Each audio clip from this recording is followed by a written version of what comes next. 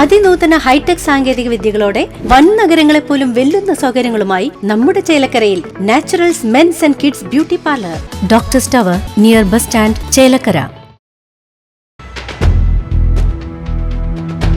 ഒറ്റപ്പാലം വാണി വിലാസിനിയിൽ പെട്രോൾ ബോംബേറിൽ 2 തൊഴിലാളികൾക്ക് പരിക്ക്. കോഴിക്കോട് കൊയിലാണ്ടി സ്വദേശികളായ പ്രജീഷ്, ജിഷ്ണു എന്നിവർക്കാണ് പരിക്കേറ്റത്. നിർമ്മാണം നടന്നുകൊണ്ടിരിക്കുന്ന വീട്ടിലെ കുളത്തിന്റെ നിർമ്മാണത്തിനെത്തിയ തൊഴിലാളികൾക്ക് നേരെയാണ് അതിക്രമമുണ്ടായത്. ഇന്ന് പുലർച്ചെ 2:30ഓടെയാണ് സംഭവം. വീടിന്റെ സിറ്റൌട്ടിൽ ഉറങ്ങിക്കിടക്കുകയായിരുന്നവർക്ക് നേരെ അയൽവാസിയായ യുവാവ് പെട്രോൾ ബോംബ് എറിയുകയായിരുന്നുവെന്ന് പോലീസ് പറഞ്ഞു. പരിക്കേറ്റവരെ തൃശൂർ മെഡിക്കൽ കോളേജ് ആശുപത്രിയിൽ പ്രവേശിപ്പിച്ചു.